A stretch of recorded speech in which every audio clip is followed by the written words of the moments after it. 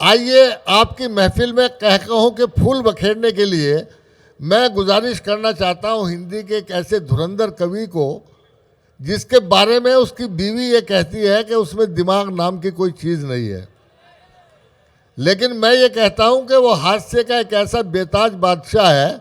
मैं गुजारिश कर रहा हूं भाई कपिल जैन जी से, जो यवतमाल से आपके दरमियान आए हैं, जोरदार तालियों से उनको साधुवाद देना चाहता हूं, प्रणाम करता हूं। बोला इनकी बीवी समझती है कि इनको अक्ल नहीं है। ये सिर्फ मेरी नहीं समझती, सबकी समझती है।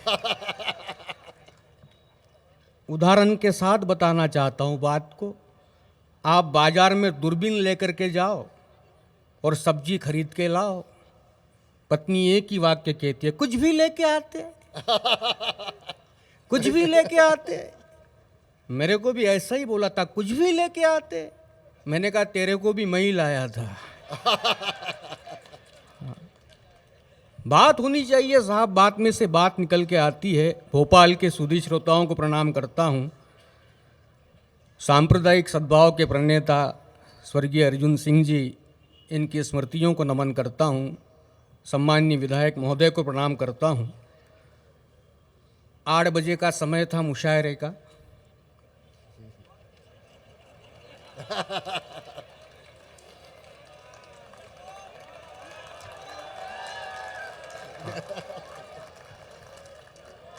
ग्यारह बजते बजते शुरू हुआ और इस देश में प्रतीक्षा का जो दर्द है वो अडवाणी जी के बाद मैं ही जानता हूं।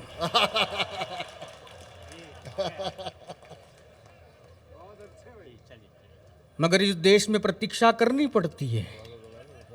30 साल पहले आंखें फिल्म में गोविंदा ने पूछा था, वो लाल दुपट्टे वाली तेरा नाम तो बता।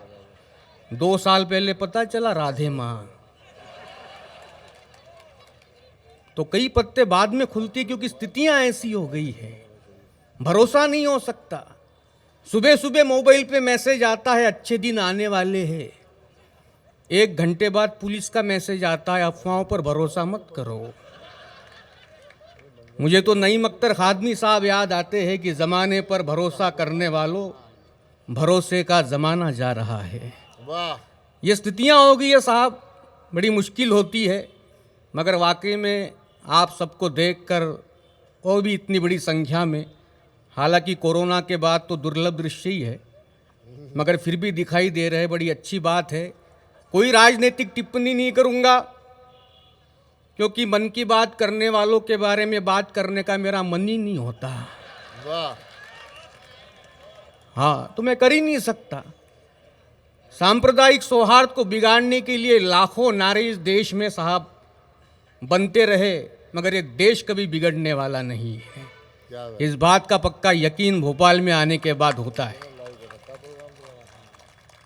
वो तो 3 दिन पहले बच्चे का जन्मदिन था, आजकल तो निमंत्रण पत्रिका छपवाते नहीं है। वो बच्चे ने गूगल में से एक केक का फोटो निकाला और उसके नीचे केवल इतना लिख दिया, क्या फर्क, क्या प्रभाव होता है साहब नारों का। वो गूगल में से, मोबाइल में से केक का फोटो निकाला, उसके नीचे लिख दिया, कटेगा तब बटेगा। क्या बात है। हाँ यार, तालियां जोरदार बजनी चाहिए। वाह वाह वाह वाह वाह वाह वाह वाह वाह।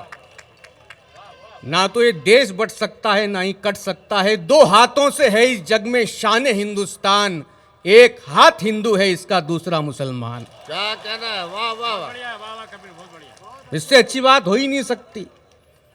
बहुत अच्छा मुशायरा, शानदार शुरुआत शबीना दीदी, आवाज़ बहुत अच्छी है, मेरी भी बुरी नहीं है। बचपन में पिताजी को गाना गा के सुनाया। पिताजी बोले यार तुम तो रेडियो पे गाया करो। मैंने कहा पिताजी हौसला अफजाई के लिए बहुत बहुत धन्यवाद। पिताजी बोले काहे का धन्यवाद, उसको कम से कम बंद करते आता है। मगर मैंने हार नहीं मानी, हारमोनियम खरीदा। वाह, क्या कहना है। और सीधा चला गया AR रहमान के पास, उनको गाना गा के सुनाया। वो बोले यार तुमको सुन के तो विराट कोहली की याद आ गई। वाह, मैंने कहा दादा वो तो गायक नहीं है। रहमान बोले तुम भी कहाँ हो। मगर हौसला बढ़ जाता है।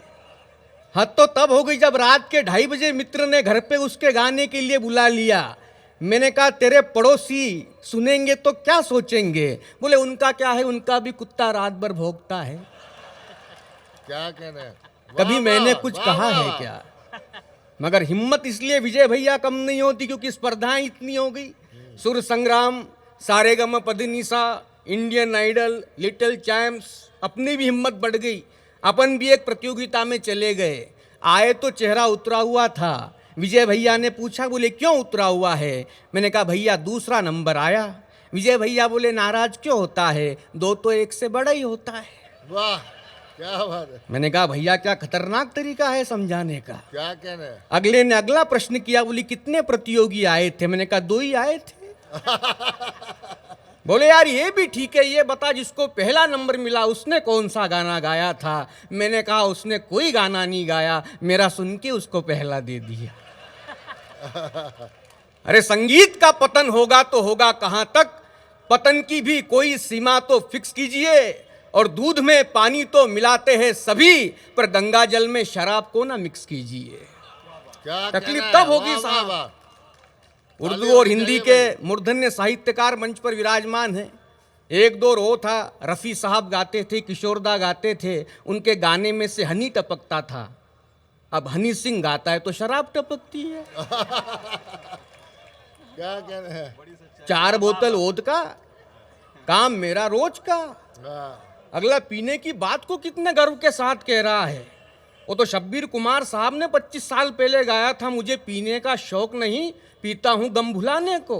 कोई कारण तो था, यहां तो काम मेरा रोज का। No reason all season. ये स्थितियां हो गई है साहब, हिम्मत नहीं होती। क्योंकि मैं तो अध्यापन का कार्य करता हूं। बिल्कुल इस देश में सबसे बड़ी समस्या जो है साहब नशे की हो चुकी है। अध्यापन का कार्य करता हूं। 11वीं क्लास का लड़का परीक्षा में पी के आ गया। मैंने कहा यार परीक्षा में भी पी के आ गए?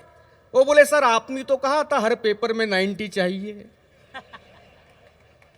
क्या तरीके हैं समझने के। हम कौन से 90 की बात कर रहे हैं, 90 की बात कर रहे हैं, अगला कौन सा 90 समझ रहा। मगर ये स्थितियां इस देश में हो जाती है क्योंकि एक तो नेता चला रहे या बाबा चला रहे। वो 5 साल पहले हिंदुस्तान के हर घर से सुबह 4:30 बजे से फुसफुस की आवाज, योगा, न जाने देश का क्या होगा। मैंने मेरे मित्र से पूछा योगा क्यों करता है? बोली इससे उम्र बढ़ती है। मैंने कहा उम्र बढ़ा के क्या करेगा? बोली योगा करूंगा। ये चक्कर ही समझ में नहीं आते। तब जाके भोपाल के सुधी श्रोताओं के समक्ष रचना रखना चाहता हूं, व्यंग्यकार के रूप में जाना चाहता हूं कि दुनिया में जितने प्रकार नहीं है रोग के, उतने तो आसन आ गए योग के। चारों तरफ देखो योगा का ही गुणगान है। योग योग नहीं जैसे रामबाण है। हमारे पड़ोस में दमे का मरीज बुढ़ा मर गया। मैं उसके घर गया, उसके बच्चे से पूछा अचानक कैसे क्या हो गया महाराज? बेटा बोला इनके कमरे से आ तो रही थी तेजी से सांस लेने की आवाज। मैंने कहा अगर तुम वक्त पे कमरे में चले जाते तो हो सकता था पिताजी बच जाते। बेटा बोला हमें क्या मालूम पिताजी मर रहे हैं, हमको लगा कपाल भाती कर रहे हैं। क्या कहना? बोले वाह, कपाल वाह, भाती वाह, कर वाह, रहे हैं। वाह। क्या कहना है भाई? हमारे मोहल्ले में 75 साल के बुजुर्ग क्या पैदा हुए जुड़वा बच्चे। मैंने कहा दादाजी बहुत अच्छे। सुनकर बच्चों के नाम को मारे खुशी के योगा करने लगे मेरे रोम रोम। एक का नाम अनुलोम था, दूसरे का विलोम। क्या कहना है? एक का नाम अनुलोम था, दूसरे का विलोम। मैंने कहा दादाजी ये तो आसनों के नाम हैं। दादाजी बोले बेटा जिनके परिणाम है उनके नाम है।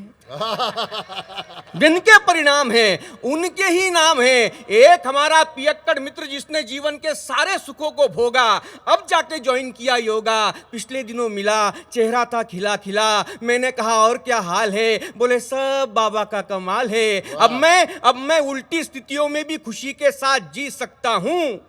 अब मैं शीर्षासन की मुद्रा में भी पी सकता हूं। और यहां से 2 पंक्तियां देखना, अब मैं शीर्षासन की मुद्रा में भी पी सकता हूं। तो साहब मैं भी जानता हूं कि योग से ठीक ना हो ऐसा कोई रोग नहीं है। मुझे भी पता है कि योग से ठीक ना हो ऐसा कोई रोग नहीं है। मगर योग नियम है, योग उद्योग नहीं है। योग नियम है, योग उद्योग नहीं है। योग नियम है, योग उद्योग नहीं है। एक लाइन को 3 बार बोलना पड़ता तालियों के लिए। कोई आसान काम थोड़ी चल रहा। मगर आज की पीढ़ी जो इधर से उधर जा रही है, दिशा पता नहीं है, कारणीभूत हम ही है कहीं ना कहीं, क्योंकि हमने महानायकों के रूप में ऐसे ऐसे लोगों को आदर्श के रूप में उनके सामने रख दिया कि वही उनको बिगाड़ने पे तुले हुए हैं। ये एक व्यंग देना चाहता हूं मंच को कि उस दिन टीवी पर विज्ञापन देखा जिसमें अमिताभ ने कहा आइए जड़ से मिटाए पोलियो। कहना चाहता हूं मंच का, उस दिन टीवी पर विज्ञापन देखा जिसमें अमिताभ ने कहा आइए जड़ से मिटाए पोलियो। अगले विज्ञापन में अमिताभ ने कहा पेप्सी पियो। हमने कहा यार ये तो हद हो गई व्यावसायिकता के कहर की, सिर्फ 2 बूंदे जिंदगी की और पूरी बोतल जहर की। हमने कहा यार ये तो हद हो गई व्यावसायिकता के कहर की, सिर्फ 2 बूंदे जिंदगी की और पूरी बोतल जहर की। महानायकों के रूप में जिन्हें सामने रखना था उन्हें हम नहीं रख पाए। यह हमारे देश का दुर्भाग्य है। वो तो एक बाबा जी एक गांव में चले गए और बच्चे से पूछा, बोले मंदिर जाने का रास्ता किधर है? बच्चा बोले दाएं जाके बाएं घूम जाओ मंदिर आ जाएगा। बाबा जी बोले बेटा बहुत बहुत धन्यवाद, शाम को वहाँ पे आना। बच्चा बोले वहाँ क्या होगा? बोले मैं प्रवचन देने वाला हूँ। बोले उसमें क्या होगा? बोले मैं स्वर्ग में जाने का रास्ता बताने वाला हूँ। बच्चा बोले आपको मंदिर का तो पता नहीं है।